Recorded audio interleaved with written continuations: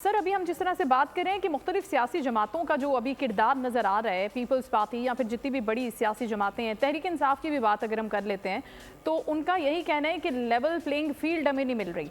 तो सियासी तौर पर इक्वालिटी की वो जो डिमांड कर रहे हैं वो उनको नज़र नहीं आ रही और मिलती हुई दिखाई भी नहीं दे रही है। सच नियर फ्यूचर की भी बात कर लेते हैं अगर हम, तो आप ये क्या एक्सपेक्ट कर रहे हैं कि ये मुतालबा जो है नताइज के बाद भी क्या जो सियासी इंजीनियरिंग का एक तासुर होता है उसको जन्म देगा, इंतखाबात का जो रिजल्ट है उसके ऊपर भी ये कहीं ना कहीं इम्पैक्ट इसका होता हुआ नजर आ रहा है आपको अहमद साहब?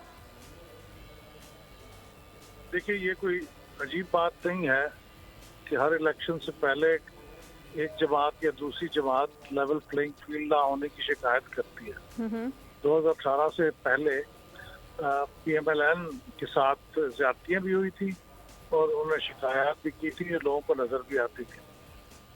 अब इस दफा ये शिकायत का ज्यादा मेरे ख्याल में जस्टिफिकेशन तो PTI का है कि उसके चेयरमैन जो है वो भी जेल में है और उसके बहुत से दूसरे रहनुमा भी जेल में है। लेकिन पाकिस्तान पीपल्स पार्टी के पास शायद शिकायत की इतनी ज्यादा जस्टिफिकेशन नहीं है, क्योंकि उनकी अपनी मर्जी की और अपनी इत्तफाक राय से जो केयर टेकर गवर्नमेंट बनी सिंध में वही इस वक्त इक़्तिदार में है और फेडरल लेवल पे भी किसी हद तक तो उनका मशवरा शामिल था। लेकिन फिर भी अगर उन्हें शिकायत है तो इलेक्शन कमीशन के सामने लानी चाहिए।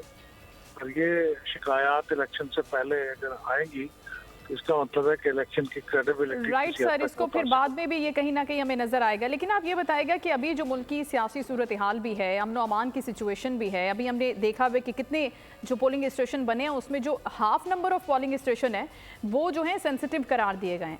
तो अब आपको क्या लग रहा है कि आम इंतखाबात में आगे जाकर किस तरह के चैलेंजेस हो सकते हैं पॉलिटिकल पार्टीज को या फिर अवाम को अपना वोट कास्ट करने के हवाले से?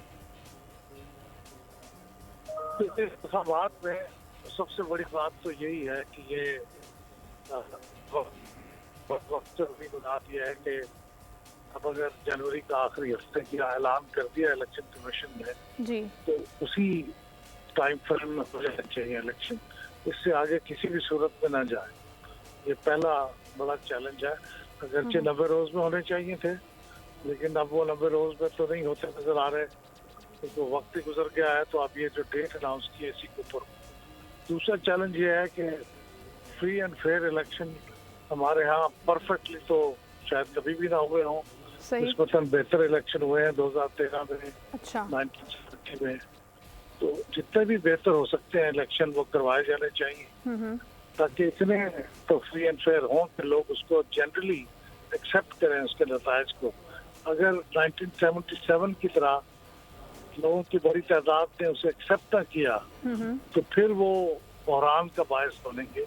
इसलिए फ्री एंड फेयर इलेक्शन कराने की कोशिश होनी चाहिए। दूसरा काम यही है। और तीसरा ये है कि फिर हुकूमत जो बने वो जितनी मुस्तहकम हुकूमत बन सकती हो, कम से कम सियासी पार्टियों के इत्तेहाद के साथ, तो वैसी हुकूमत बने। ये तीन तो इब्तदाई चैलेंजेस हैं और उसके अंदर भी इंटरफेरेंस ना हो किसी एक्सटर्नल पार्टी।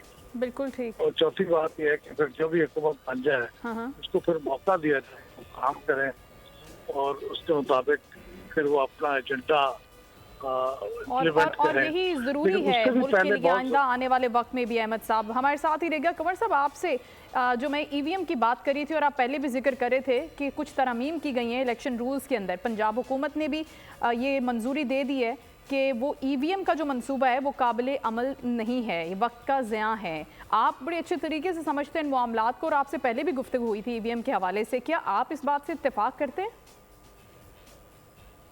इत्तेफाक तो मैं इसलिए करता हूं कि मैंने खुद ब्रीफिंग दी थी as a minister for land parliamentary affairs ji.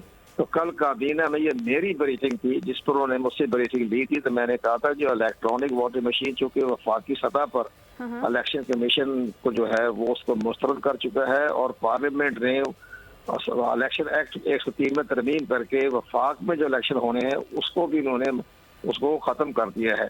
तो ये लोकल गवर्नमेंट के लिए जो था ये इलेक्शन कमीशन बार बार बुजदार हुकूमत को भी खत लिखता रहा और परवेज लाई को भी खत लिखता रहा कि जनाब आपने जो पंजाब लोकल गवर्नमेंट एक्ट बनाया है इलेक्शन एक्ट उसमें तरमीम करे, क्योंकि ये तो वफाक की सतह पर खत्म हो चुका है। और इलेक्शन कमीशन भी जो है इसके बारे में बार बार लिख चुका था कि ये नाकाबिल अमल मंसूबा है और इसमें जो है शफाफियत नजर नहीं आती, इसमें टेम्परिंग के बड़े में है, सॉफ्टवेयर भी तब्दील हो सकता है। ये तो इलेक्शन कमीशन ने बड़ा स्टैंड लिया था इमरान खान के जमाने में, और बाद में ये जो गवर्नमेंट आई थी तहरीक आदम एतमाद के बाद, तो उन्होंने भी इसमें तरमीम करके खत्म कर दिया था इलेक्शन एक्ट से।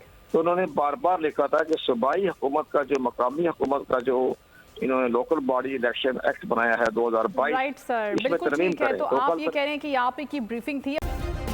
सब्सक्राइब करें और बेल दबाएं ताकि कोई खबर रह न जाए।